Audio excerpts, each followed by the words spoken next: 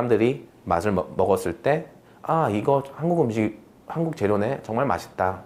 라는 느낌. 한국의 앞잡이, 맛대가리 없는 한식 갖다 버려라! 여기 일본의 수많은 사람들이 한 식당 앞에서 한국을 욕하고 있습니다. 그런데 놀랍게도 이곳의 셰프는 바로 흑백 요리사 안성재 셰프의 제자라고 하는데요. 를 꿈꾸는 청춘들에게 큰 기감이 되고 있다. 우리 어머니, 아버지 음식을 만들어준다라는 어떤 그런 생각을 가지고 음식을 만들면 얼마만의 정성을 자기가 넣겠어요. 정성이 습관이 되고 습관을 가지다 보면은 그거를 사람들이 알게 되고 그러다 보면은 그만큼의 자기만의 성장을 하는 거고. 대체 무슨 일이 일어난 걸까요? 사연 바로 시작합니다. 안녕하세요. 저는 현재 일본에서 셰프로 일하고 있는 에리카라고 합니다. 저는 지금 긴자에 위치한 미슐랭 3스타 레스토랑 우마미의 수석 셰프이자 도쿄대학교에서 교수직을 맡아 강의를 진행하고 있어요. 오늘 아침 도쿄대학교 국제교류관 대강당으로 향하는 발걸음이 유난히 무거웠습니다. SNS에 올라온 기사 하나 때문이었어요. 흑백 요리사 시즌2 미슐랭 3스타 일본 레스토랑 수석 셰프 에리카 스즈키 교수에게 심사위원 제안. 한일 관계 경색 속 파격적 제안. 강단에 서서 학생들의 표정을 살펴보는데 평소와는 다른 긴장감이 감돌았어요. 특히 앞줄에 앉아있는 일본 학생 다나카의 날카로운 시선이 계속 신경 쓰이더군요. 오늘은 현대 일본과 한국의 음식 문화 교류에 대해 이야기해 보려고 해요. 특히 최근 넷플릭스의 흑백 요리사가 일으킨 파장에 대해. 말을 꺼내자마자 다나카의 손이 올라갔죠. 예상했던 일이었습니다. 교수님, 과연 한국 프로그램의 심사위원 제안을 받아들이는 것이 교수님 같은 일본 미슐랭 셰프의 입장으로 적절하다고 보시나요? 강의실이 순식간에 얼어붙었어요. 창밖에서 들리는 가을바람 소리만이 이 무거운 침묵을 깨고 있었죠. 다나카 군의 질문은 매우 날카롭네요. 하지만 그 전에 제가 궁금한 게 있어요. 흑백 요리사 시즌1은 보셨나요? 다나카가 잠시 당황한 듯 눈을 깜빡였습니다. 아, 네. 사실 전부 다 봤습니다. 안성재 셰프와 백종원 셰프의 심사평이 인상적이었어요. 하지만 그럼 방금 전 NHK 뉴스에서 우리 일본의 스시 장인들이 한국의 젊은 셰프들과 협업을 시작했다는 소식은 들으셨나요? 저는 잠시 눈을 감았다가 떴습니다. 15년 전 LA에서의 그날이 떠올랐거든요. 여러분, 오늘은 예정된 강의 내용을 잠시 미루고 제 이야기를 들려드리고 싶네요. 아마 여러분의 모든 질문에 대한 답이 될 것 같아요. 강의실 공기가 미묘하게 달라졌습니다. 다나카조차 등을 똑바로 펴고 경청하는 자세를 취했어요.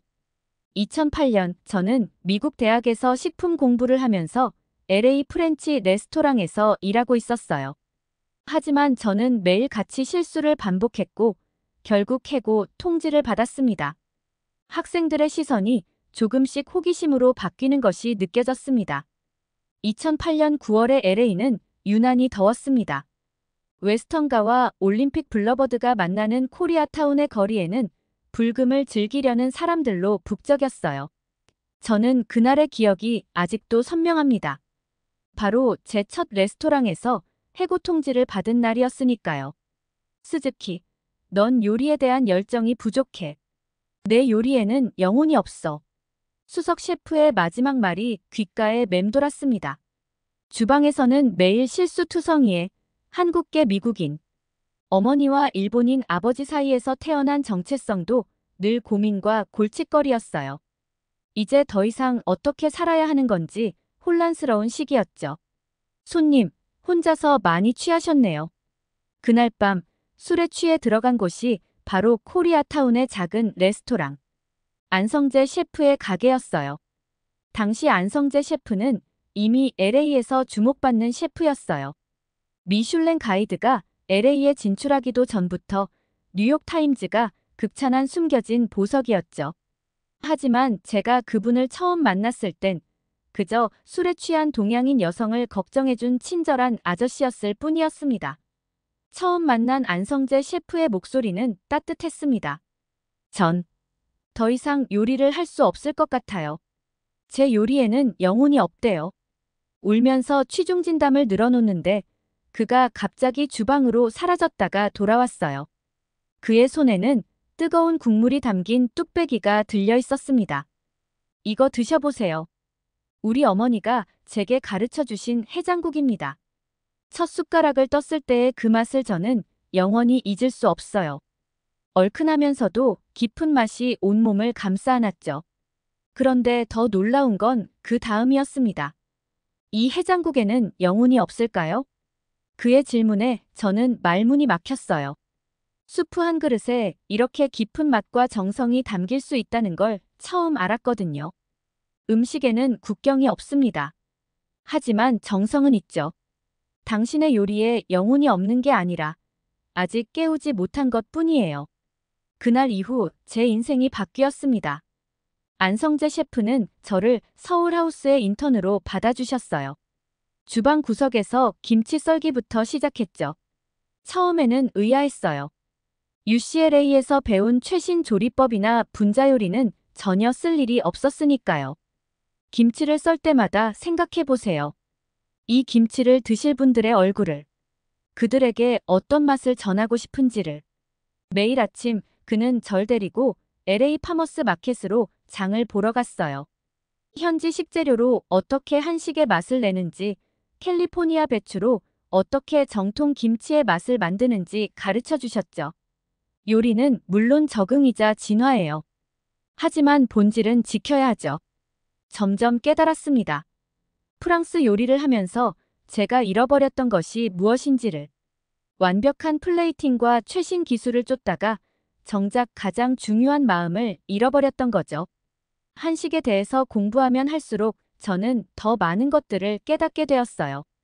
이렇게 놀라운 문화가 동양의 작은 나라에 숨어 있을 줄 이전에는 상상도 하지 못했죠. 3개월이 지났을 때 안성재 셰프는 절 메인 주방으로 불렀어요. 오늘부터 당신이 만든 퓨전 메뉴를 스페셜로 내놓읍시다. 프랑스 요리의 기술과 한식의 정성이 만나면 어떤 맛이 될지 궁금하네요. 그렇게 탄생한 것이 김치 라따뚜이였어요. LA 타임즈가 극찬했던 그 메뉴는 지금도 제 레스토랑 우마미의 시그니처 디쉬로 남아있죠. 안성재 셰프는 늘 말씀하셨어요. 언젠가 한식이 세계를 매료시킬 날이 올 거예요. 하지만 그건 우리가 우리의 것을 지키면서도 세계와 소통할 때 가능한 일이죠. 에리카, 당신은 이제 준비가 됐어요. 이제 당신만의 이야기를 시작할 때란 말입니다. 그때는 몰랐습니다. 그 말씀이 15년 후 흑백 요리사를 통해 현실이 될 줄은요. 그리고 제가 그 역사적인 순간의 한가운데 서게 될 줄도 몰랐죠. 그렇게 시간이 흘러 평소처럼 저는 도쿄 긴자의 차가운 새벽 공기를 느끼며 출근을 하는 하루였습니다. 매일 아침 5시 시장에서 들여오는 신선한 재료의 향이 골목을 채우곤 했지만 오늘은 조금 분위기가 달랐습니다. 스즈키 셰프, 독도의 날 특별 메뉴 발표가 사실입니까? 일본 요리계의 반발에 대한 입장은 한일 관계, 경색 국면에서 이런 결정을 한 특별한 이유라도 새벽부터 몰려든 기자들의 질문 세례에 휩싸여 레스토랑으로 들어서는데 손에 든 아사히 신문 일면이 눈에 들어왔어요. 도쿄 최고의 일식당, 이번엔 한국 홍보관으로 미슐랭 3스타 우마미의 위험한 도전. 한숨이 절로 나왔습니다. 하지만 이건 시작에 불과했죠. 사무실에 도착하자마자 쏟아지는 전화들. 일본 최고 요리학교인 츠지 조리사 전문학교의 모리 이사장님도, 도쿄대학교 식문화연구소의 다나카 소장님도, 심지어 긴자 상인연합회 회장님까지 모두가 같은 말씀을 하셨어요. 에리카 씨, 당신을 늘 자랑스럽게 생각했소. 하지만 이번만큼은 특히 저를 아끼시던 모리 이사장님의 목소리가 가장 아프게 들렸습니다. 요리의 정치를 끌어들이면 안 돼요. 더구나 당신은 일본의 미슐랭 3스타 셰프가 아니오. 이런 선택이 얼마나 많은 사람들을 실망시킬지 생각해 보셨나요? SNS는 더 뜨거웠어요. 우마미 불매운동 해시태그가 일본 트위터 실시간 트렌드 1위에 올랐고 저희 레스토랑 예약 페이지에는 악성 댓글이 본물처럼 쏟아졌죠. 에리카 셰프님, 10월 25일 저녁 예약 취소가 벌써 60%를 넘었습니다. 미슐랭 가이드 일본 편집장님께서 긴급 미팅을 요청하셨어요. 일본 전통 요리 협회에서 성명서가 잇따른 보고에 머리가 지끈거렸습니다. 그때 제 휴대폰에 한국발 메시지가 도착했어요. 안녕하세요, 스즈키 셰프님. 한국 MBC입니다. 흑백 요리사 시즌2 심사위원 제안과 함께 독도의 날 특별 메뉴 소식에 전 세계가 주목하고 있습니다. CNN, BBC도 취재를 준비 중이라고 하던데요. 화면을 넘기자 한국의 각종 뉴스 기사들이 보였습니다. 일본 미슐랭 3스타 셰프의 용기 있는 도전. K푸드, 이제는 미슐랭의 별을 넘어 한일 관계에 새로운 돌파구 될까? 마침 주방에서 소란이 들렸어요. 20명의 스태프들이 모여 열띤 토론을 벌이고 있었습니다. 우리가 왜 이런 논란에 휘말려야 하죠? 맞아요. 음식의 정치를 끌어들이면 일본인 수석 셰프 켄지의 목소리였어요. 하지만 한국인 셰프 민지가 반박했죠. 음식에 정치는 없어요. 하지만 역사는 있죠. 우리가 만드는 건 그런 게 아니라. 그때였어요. 프랑스인 수셰프 피에르가 갑자기 일어나 외쳤습니다. 잠깐만요. 여러분, 우리 레스토랑 이름이 뭔가요? 우마미. 이게 무슨 뜻이죠? 주방이 순간 조용해졌어요. 그래요. 바로 감칠맛이죠. 일본이 세계에 선사한 5번째 맛이에요. 하지만 여러분, 이 맛이 정말 일본의 전유물일까요? 한국의 장맛, 중국의 향신료, 태국의 피시소스. 모든 아시아 음식에는 이 감칠맛이 숨어 있어요. 음식의 본질은 나눔과 조화 아닐까요? 피에르의 말에 스태프들의 표정이 달라지기 시작했습니다. 셰프님, 제가 제안하고 싶은 메뉴가 있어요. 저도 한 가지 아이디어가. 그렇게 우리는 밤늦게까지 새로운 메뉴를 구상했어요. 일본의 최고급 와규와 한국의 발효 양념이 만나고 제주 흑돼지와 일본 땅콩 소스가 어우러지고 경계를 넘어선 맛의 하모니가 만들어지기 시작했습니다. 다음 날 아침, 레스토랑 문을 열기 전 모든 스태프가 모였어요. 여러분, 오늘 우리는 역사의 한 페이지를 장식할 음식을 만들어낼 거예요.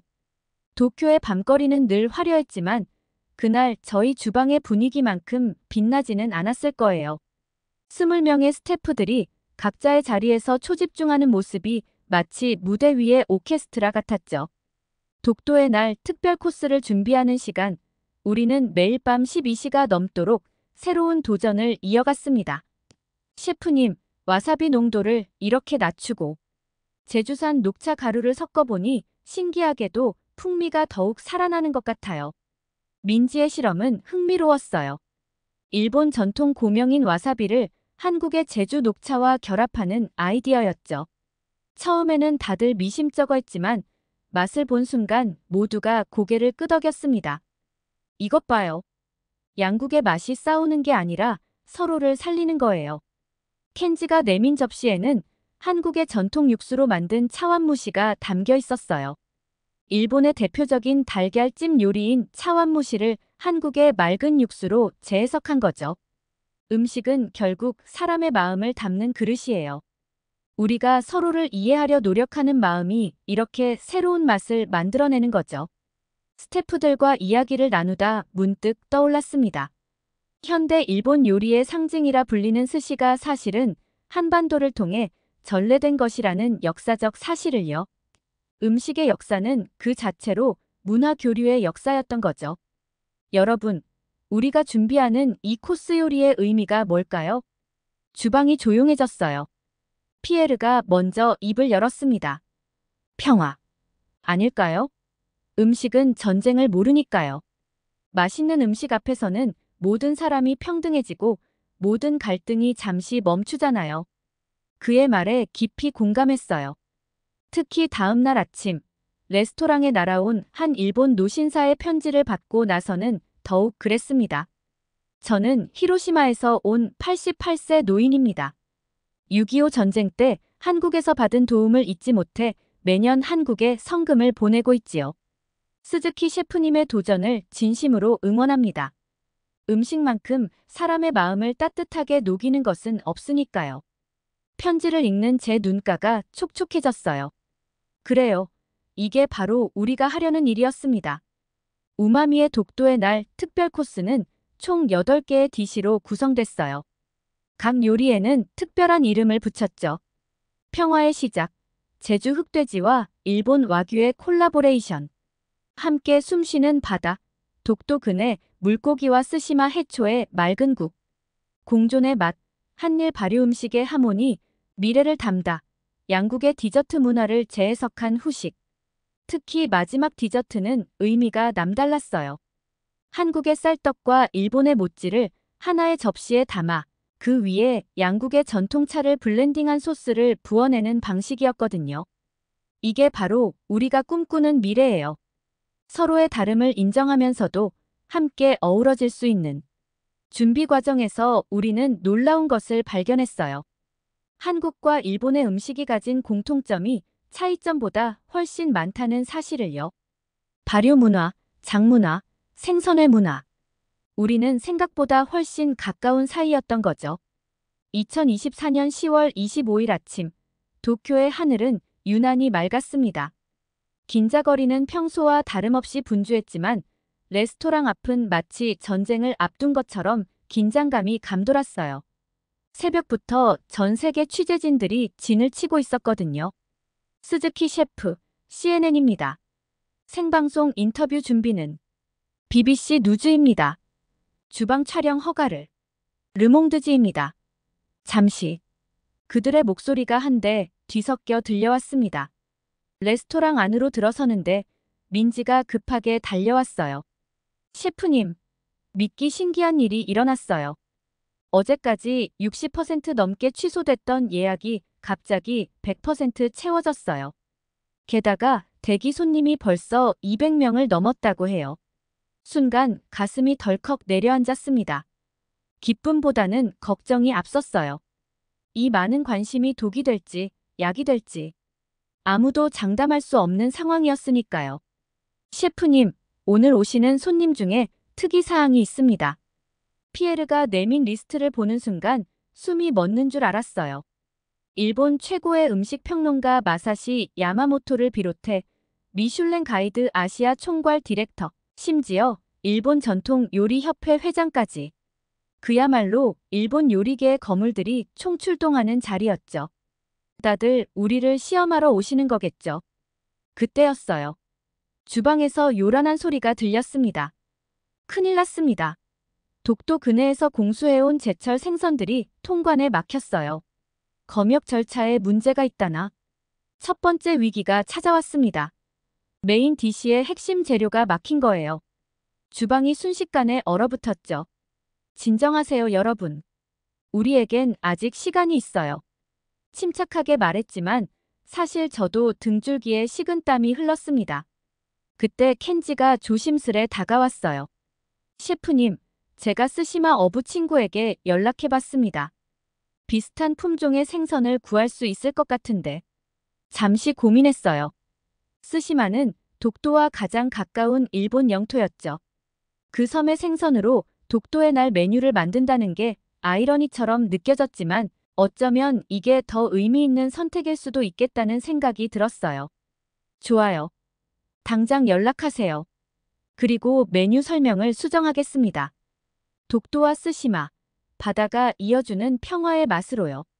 그런데 이게 시작이었습니다. 두 번째 위기가 곧바로 찾아왔어요. 특제 소스의 숙성도가 평소와 다르다는 보고였죠. 날씨의 영향이었을까요? 평소보다 발효가 더디게 진행된 것 같았어요. 시계는 어느덧 오전 10시를 가리키고 있었습니다. 저녁 6시 오픈까지 8시간. 우리에게 남은 시간은 점점 줄어들고 있었죠. 주방이 정신없이 돌아가는 와중에 세 번째 위기가 찾아왔어요. 프랑스에서 공수해온 특별한 향신료가 변질된 것 같다는 피에르의 보고였죠. 그것도 하필 우리의 시그니처 디시인 평화의 시작에 들어가는 핵심 재료였어요. 셰프님, 이러다가 정말 대형 사고가. 스태프들의 표정이 더욱 어두워졌습니다. 일본 최고의 평론가들 앞에서 실수라도 한다면 그것은 단순한 실수로 끝나지 않을 거예요.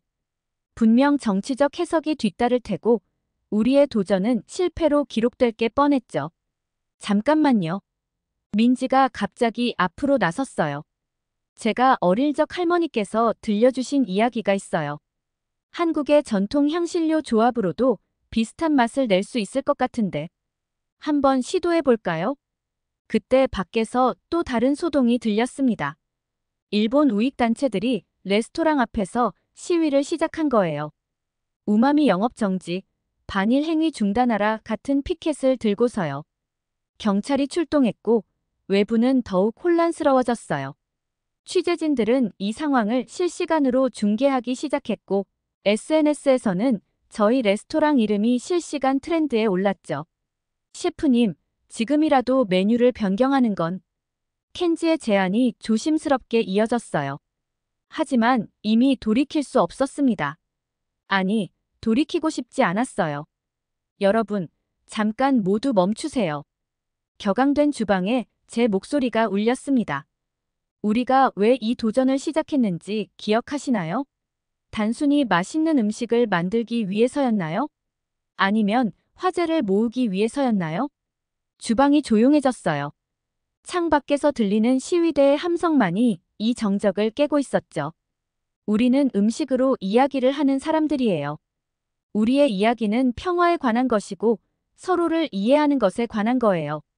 지금 이 순간 우리에게 필요한 건 서로를 향한 신뢰와 이해뿐이에요. 시계는 어느덧 오후 2시를 가리키고 있었습니다. 오픈까지 4시간. 마지막 카운트다운이 시작됐어요. 민지 씨, 그 전통 향신료 배합법을 시도해 보세요. 켄지 씨, 스시마 생선이 도착하면 바로 손질 들어가 주세요. 피에르, 소스 숙성도는 계속 체크해 주고요. 주방이 다시 바쁘게 돌아가기 시작했습니다. 위기의 순간, 오히려 우리는 더욱 하나가 되어가고 있었어요. 오후 4시, 드디어 스시마에서 공수한 생선이 도착했습니다. 마치 운명처럼 아침에 받지 못했던 독도산 생선과 거의 같은 크기와 품질이었어요. 켄지의 눈이 반짝였죠. 셰프님, 이건 마치 바다가 우리에게 보내는 메시지 같아요. 일본에, 아니, 동해. 아. 켄지가 말을 멈추고 당황하는 모습에 저는 오히려 미소를 지었습니다. 괜찮아요. 실수보다는 그걸 인정하고 노력하는 자세가 가장 중요한 거예요. 민지가 준비한 전통 향신료 배합도 기적 같은 성공을 거뒀어요. 프랑스산 향신료와는 분명 다른 맛이었지만 오히려 전체적인 요리의 밸런스를 더욱 높여주는 듯했죠. 이게 바로 우리가 찾던 맛이에요. 새로운 것을 찾기 위해 그렇게 먼 곳을 바라보고 있었는데 정작 답은 우리 가까이에 있었네요. 오후 5시, 오픈 1시간 전. 레스토랑 앞은 이제 완전한 전쟁터가 되어 있었어요. 우익 단체들의 시위는 계속됐고 그들을 막아서는 평화 시위대도 나타났죠. 전 세계 취재진들은 이 광경을 실시간으로 중계하고 있었고요.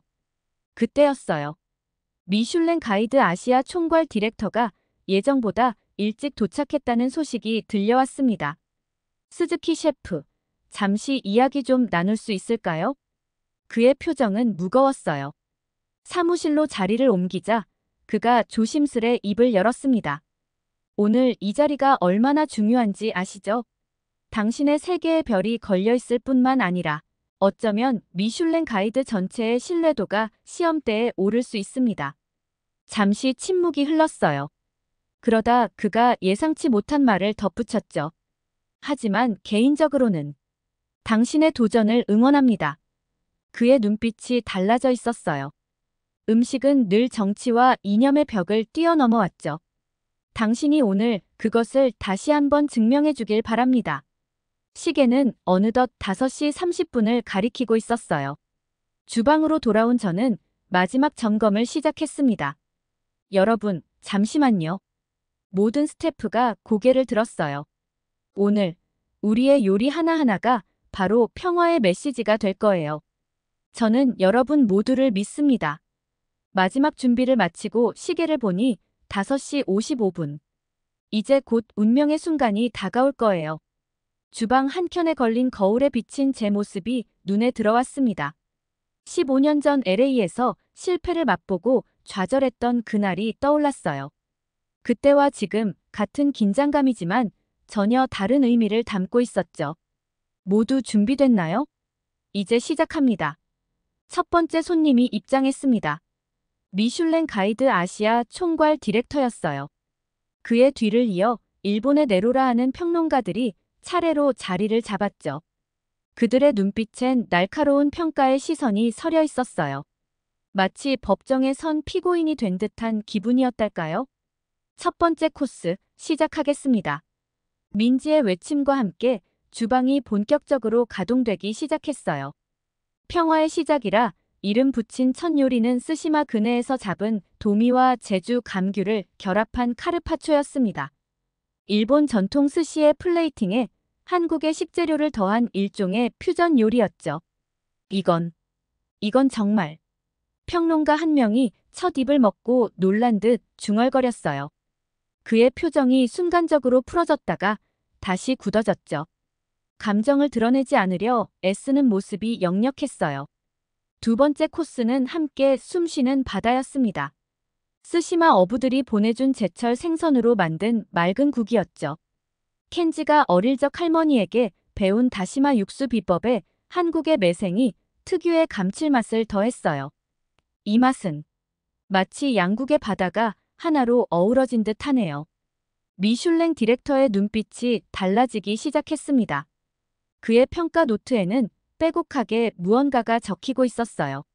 세 번째 코스를 내보낼 때쯤 밖에서 들리던 시위 소리가 잦아들기 시작했습니다. 대신 레스토랑 안에는 묘한 긴장감이 감돌았어요. 모든 손님의 시선이 음식에 고정되어 있었거든요. 이게 바로 당신이 말한 평화의 맛인가요? 일본 전통 요리협회 회장님이 물으셨어요. 그분의 목소리에는 더 이상 적대감이 느껴지지 않았습니다. 네, 우리는 음식을 통해 서로를 이해할 수 있다고 믿습니다. 한국의 맛과 일본의 맛이 싸우는 게 아니라 서로를 끌어안을 때 이런 새로운 감동이 탄생하는 거죠. 주방에서는 계속해서 새로운 요리들이 나가고 있었어요.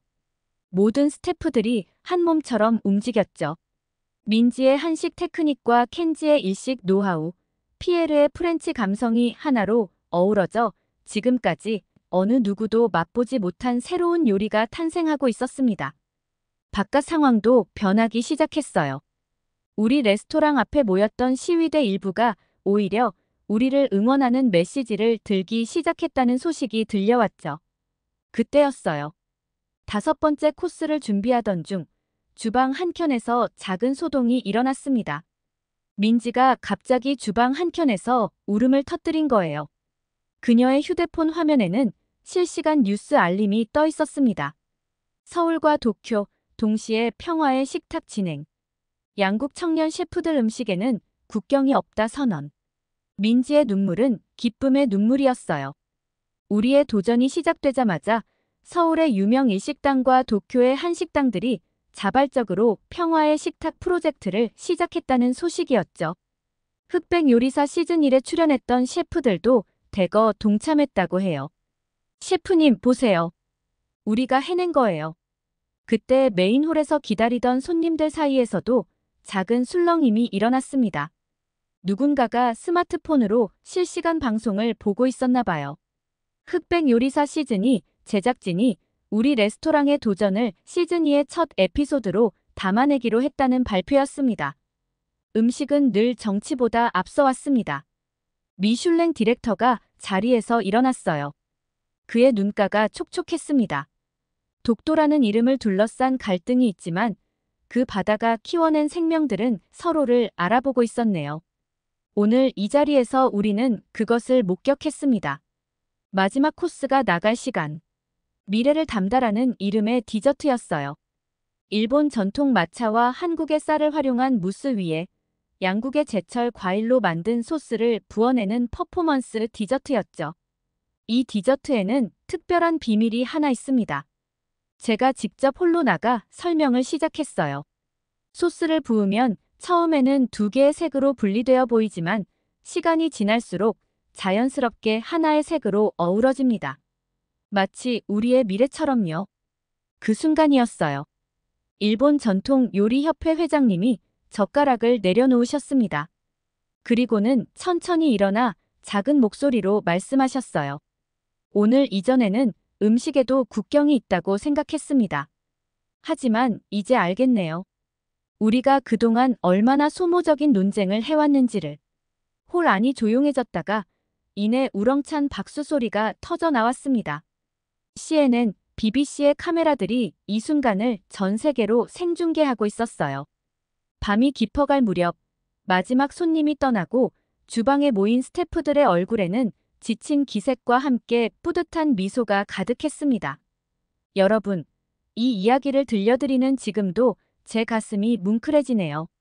그날의 감동이 아직도 생생하거든요. 사실 저는 오랫동안 제 정체성에 대해 고민이 많았어요. 한국계 미국인 어머니와 일본인 아버지 사이에서 태어난 제가 과연 무엇을 위해 요리를 하고 있는지, 특히 한일 관계가 악화될 때마다 마음이 무거웠죠. 양국에서 들려오는 날 선 발언들은 마치 예리한 칼날처럼 제 마음을 긁어내곤 했으니까요. 하지만 이제는 알 것 같아요. 제가 이 자리에 있는 이유를. 그날 이후로 놀라운 변화들이 일어나고 있답니다. 우리 레스토랑을 찾는 손님들의 국적이 더욱 다양해졌고 특히 젊은 한국 관광객들이 많이 늘었어요. 그들은 저희 레스토랑의 도전을 응원하러 왔다고 말씀하시죠. 더 감동적인 건 일본의 전통 있는 요리 학교들에서 한식 과정을 개설하기 시작했다는 소식이에요. 반대로 한국의 유명 요리 학교에서도 일식 과정을 확대하고 있다고 하더라고요. 음식을 통해 서로를 이해하려는 움직임이 자연스럽게 일어나고 있는 거죠. 여러분, 혹시 아시나요? 김치와 미소시루가 만나면 어떤 맛이 날지, 와사비와 고추장이 만나면 어떤 시너지가 생길지. 우리가 서로의 맛을 이해하고 존중할 때, 그때 비로소 새로운 역사가 시작된다는 걸 말이에요.